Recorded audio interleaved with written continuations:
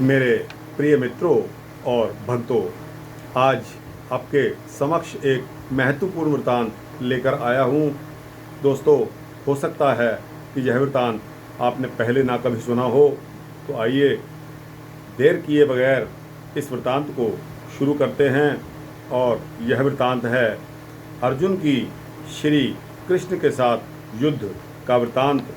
दोस्तों, नारद जी की युद्ध दर्शनोत्सुकता थी और उसके तहत यह युद्ध शायद नारद जी ने ही कराया था। यह आप खुद फैसला करिए, आपका फैसला हमें मान्य होगा। तो आइए शुरू करते हैं इस वृतांत को। एक बार महर्षि गालव जब प्रातः सूर्य अर्घ्य प्रदान कर रहे थे, उनकी अंजलि में आकाश मार्ग से जाते हुए चित्रसेन गंधर्व की थूकी हुई पीक गिर पड़ी। मुनि को इस पर बड़ा क्रोध आया। वे उसे शाप देना ही चाहते थे कि उन्हें अपना तपोनाश का ध्यान आ गया और इस बीच वह रुक गए। उन्होंने जाकर भगवान श्री कृष्ण से इसकी फरियाद की। श्याम सुंदर तो ब्रह्मण्य देव हैं ही और उन्होंने 24 घंटे के अंदर अंदर चित्रसेन का वध कर देने की प्रतिज्ञा कर डाली। ऋषि को पूर्ण संतुष्ट करने के लिए उन्होंने माता देवकी और महर्षि के चरणों की शपथ भी ले डाली। गालव जी अभी लौटे ही थे कि देवर्षि नारद वीणा झनकारते हुए वहां पहुंच गए। भगवान ने उनका आतिथ्य सत्कार किया। शांत होने पर श्री नारद जी ने कहा कि प्रभु, आप तो परमानंद कहे जाते हैं। आपके दर्शन से लोग विषाद मुक्त हो जाते हैं, पर पता नहीं क्यों आज आपके मुख कमल पर विषाद की रेखा दिख रही है।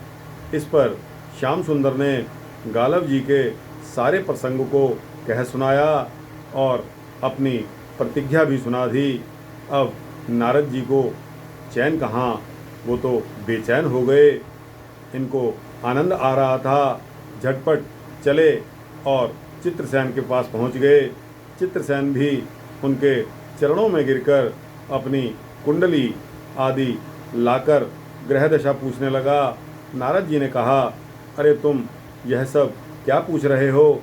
तुम्हारा अंतकाल तो निकट आ पहुंचा है। अपना कल्याण चाहते हो तो बस कुछ दान पुण्य कर लो। 24 घंटों में श्री कृष्ण ने तुम्हें मार डालने की प्रतिज्ञा की है। अब तो बेचारा गंधर्व बहुत घबराया। वह इधर उधर दौड़ने लगा। ब्रह्मधाम, शिवपुरी, इंद्र, यम, वरुण सभी के लोकों में दौड़ता हुआ फिरता हुआ वह किसी ने उसे अपने यहाँ ठहरने तक का मौका नहीं दिया। श्री कृष्ण से शत्रुता कौन उधार ले? अब बेचारा गंधर्वराज अपनी रोती पीटती स्त्रियों के पास ही नारद जी की शरण में आया। नारद जी दयालु हैं तो बोले, अच्छा यमुना तट पर चलिए। वहाँ जाकर एक स्थान को दिखलाकर कहा, आज आधी रात को यहाँ एक स्त्री आएगी। उस समय तुम ऊंचे स्वर में विलाप करते रहना। वह स्त्री तुम्हें बचा लेगी, पर ध्यान रखना जब तक वह तुम्हारे कष्ट दूर ना कर दे और प्रतिज्ञा ना कर ले, तब तक तुम अपने कष्ट का कारण भूल कर भी उनको मत बतलाना। नारद जी भी विचित्र ठहरे। एक ओर तो चित्रसेन को यह समझाया, दूसरी ओर अर्जुन के महल में सुभद्रा के पास जा पहुँचे। देवर्षि बोले कि हे सुभद्रे, आज का पर्व तो बहुत ही महत्वपूर्ण पर्व है।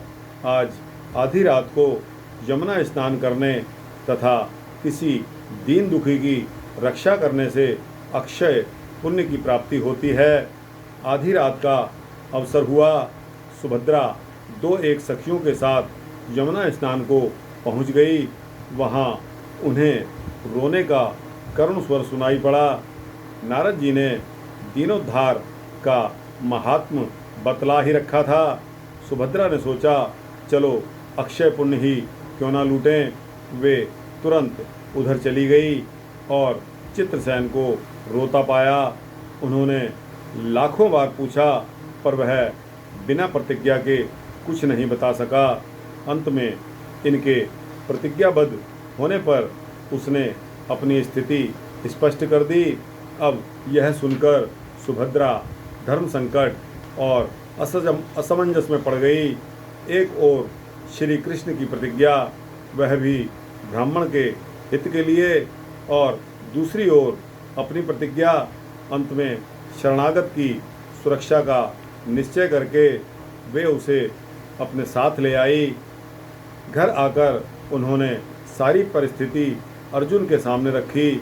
अर्जुन का चित्रसेन से पहले ही मित्रता थी।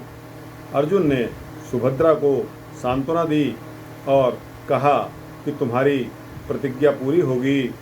नारद जी ने इधर यह सब ठीक कर लिया। तब द्वारका पहुँचे और श्री कृष्णचंद्र से कह दिया कि महाराज, अर्जुन ने चित्रसेन को आश्रय दिया हुआ है, इसलिए आप सोच विचार कर ही युद्ध के लिए चलें।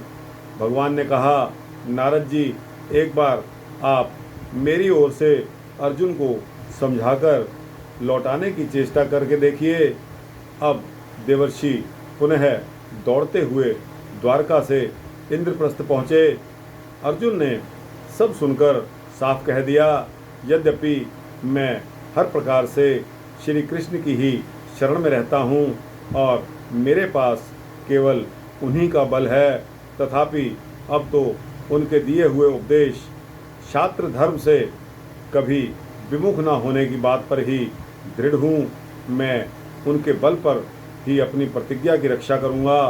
प्रतिज्ञा छोड़ने में तो वे समर्थ हैं ही।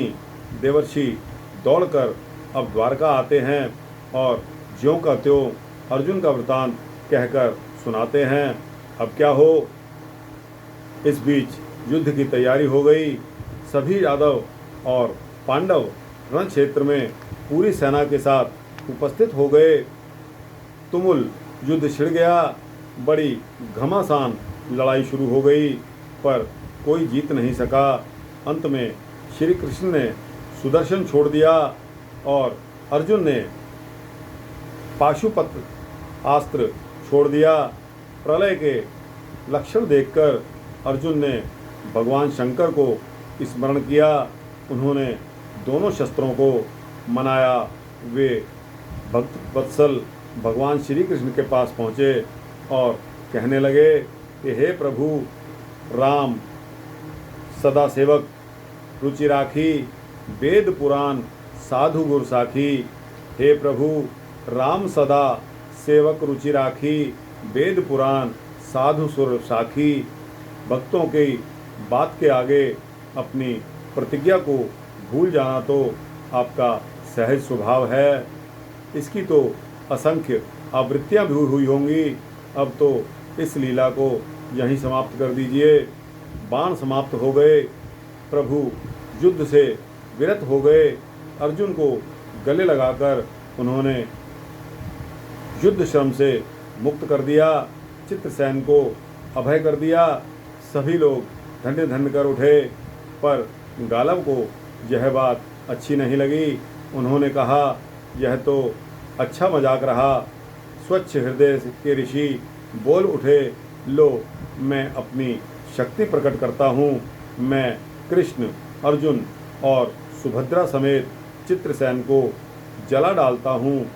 पर बेचारे साधु ने ज्यों ही जल हाथ में लिया, सुभद्रा बोल उठी, मैं यदि कृष्ण की भक्त हूँ और अर्जुन के प्रति मेरा पातिव्रत्य पूर्ण हो तो यह जल ऋषि के हाथ से पृथ्वी पर ना गिरे। ऐसा ही हुआ। गालव बड़े लज्जित हुए। उन्होंने प्रभु को नमस्कार किया और वे अपने स्थान को लौट गए।